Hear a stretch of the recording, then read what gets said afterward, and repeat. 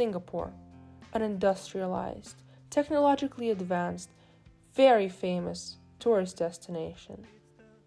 However, the question remains, how did Singapore become this popular? How has it developed so quickly? And what strategies can be followed for other countries to follow suit? Before discussing Singapore's miraculous development, we first need to go backwards and examine what Singapore was like before it entered its phase of rapid development. Singapore, for the majority of its history, was a British colony.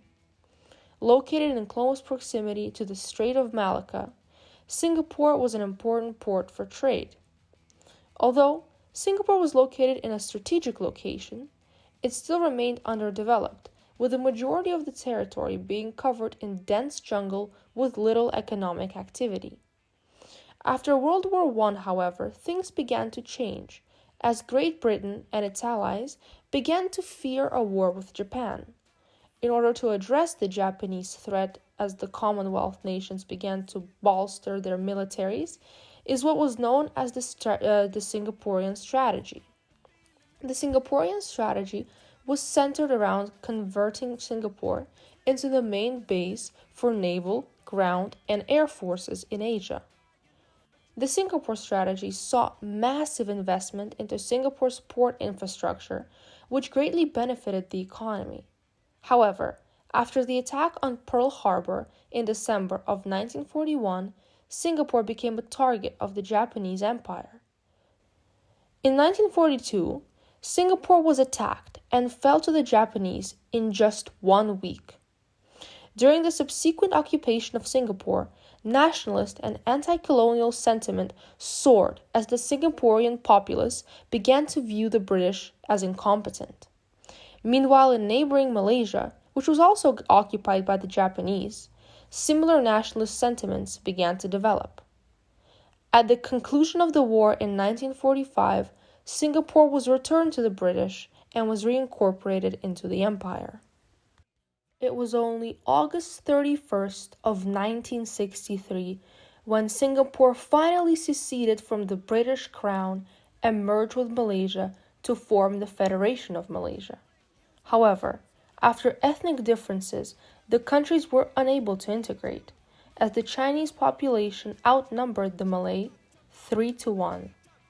Malaysian Parliament voted to expel Singapore from Malaysia, and so Singapore gained formal independence on August 9th of 1965. Singapore, now as an independent nation, had its first Prime Minister, Lee Kuan Yew, rule for 31 years and was credited with much of Singapore's economic development. However, he was criticized for his authoritarian and anti-democratic practices. Yew was part of the People Action Party, which was, and still is, the dominant party in Singapore. The party has ruled for a total of 62 years and has traditionally supported free market policies, responsible for Singapore's transformation into one of the freest economies in the world. During colonial times, Singapore focused on intra-port trade. However, this strategy had limited opportunities for expansion and employment in the future, as it was reliant on ports. Therefore, Singapore chose to focus on labor-intensive industries. The only issue was the lack of industrial history, which meant that the population did not have the proper skills for mass cheap production.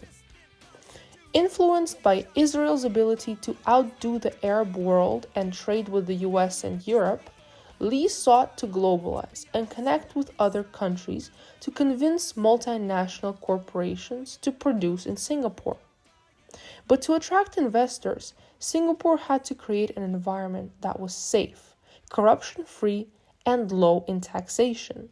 To make this feasible, the citizens of the country had to suspend a large measure of their freedom in place of a more autocratic government, who would then implement the necessary policies.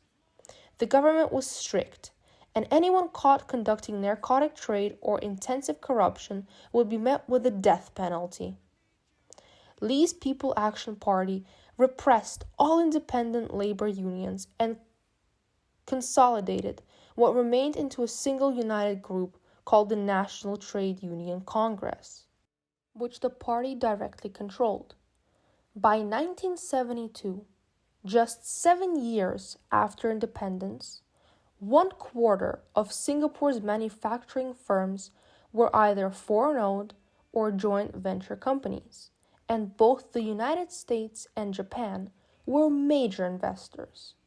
As a result of climate, favorable investment conditions, and the rapid expansion of the world economy from 1965 to 1972, the country's gross domestic product experienced annual double-digit growth. As foreign investment money poured in, Singapore began focusing on developing its human capital in addition to the physical capital. The country set up many technical schools and paid international corporations to train their unskilled workers in STEM.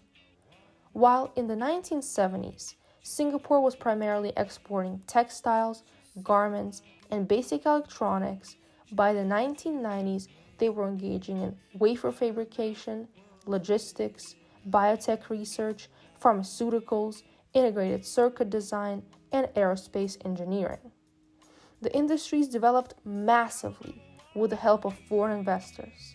Yet there were also costs associated with individual freedom and liberties, as Singaporeans still live under an autocratic government.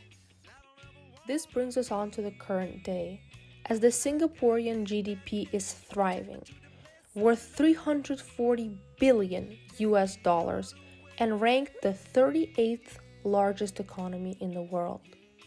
The Port of Singapore is now the world's busiest transshipment port, surpassing that of Hong Kong and Rotterdam. In terms of total amount of shipments handled, it has become the world's second busiest port in the world, behind only the port of Shanghai. Singapore's tourism industry is also thriving, attracting over 10 million visitors annually. The city-state now has a zoo, a night safari, and a nature reserve. There are also plenty of exhibitions, bars, and amusement parks. Additionally, the country has opened two of the world's most expensive integrated casino resorts in the Marina Bay Sands and the Resorts World Sentosa. Banking has grown significantly in recent years, and many assets formerly held in Switzerland have been moved to Singapore due to the new taxes imposed by the Swiss.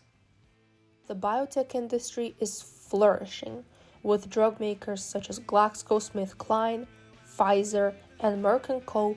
all establishing locations in Singapore. And the oil refining industry continues to play a huge role in the economy. Yes, the Singaporean development strategy has its flaws, associated with the lack of individual rights and freedoms due to the strict policies installed by the autocratic government. Nonetheless, the economic growth and improvement in quality of life for the people has been stellar, as the annual GDP only continues to rise, attracting more and more foreign investors.